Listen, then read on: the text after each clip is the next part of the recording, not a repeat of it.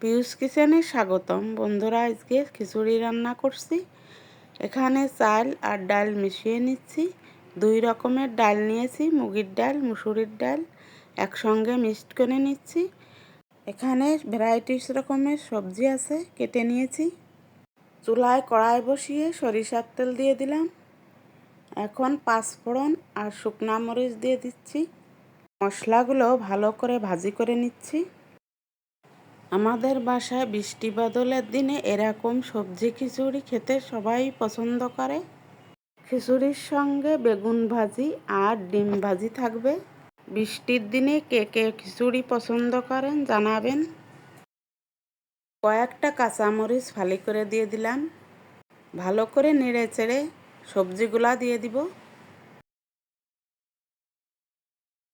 এই যে সবজিগুলা দিয়ে দিলাম।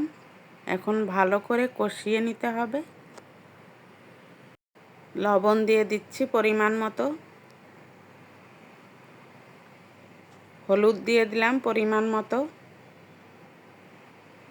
একটু নেড়ে চেড়ে কয়েক দানা চিনি দিয়ে দিব। চিনিটা আপনারা নাও দিতে পারেন। ভালো করে নেড়ে চেড়ে একটু ঢেকে দিব 5-7 মিনিটের জন্য।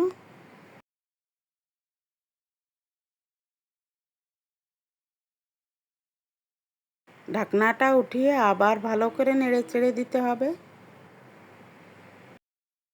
ধুয়ে রাখা চালগুলো দিয়ে দেব। এই যে দিয়ে দিলাম। দিয়ে ভালো করে কষিয়ে নিতে হবে বন্ধুরা।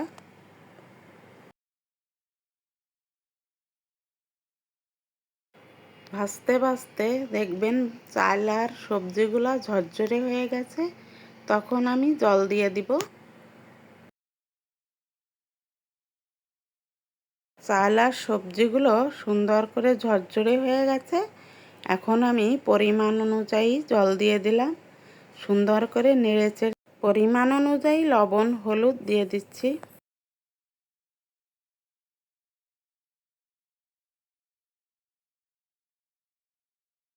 ভালো করে নেড়েচেড়ে 5-7 মিনিটের জন্য ঢেকে দিচ্ছি।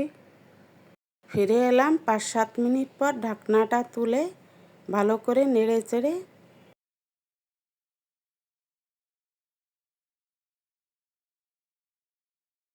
আরও 2-3 মিনিট জাল করে চুলার আঁচটা কমিয়ে দিয়ে ঢেকে রেখে দিব। এই যে আমার সবজি খিচুড়ি হয়ে গেল। আজকের মতো আসছি, টাটা, বাই বাই।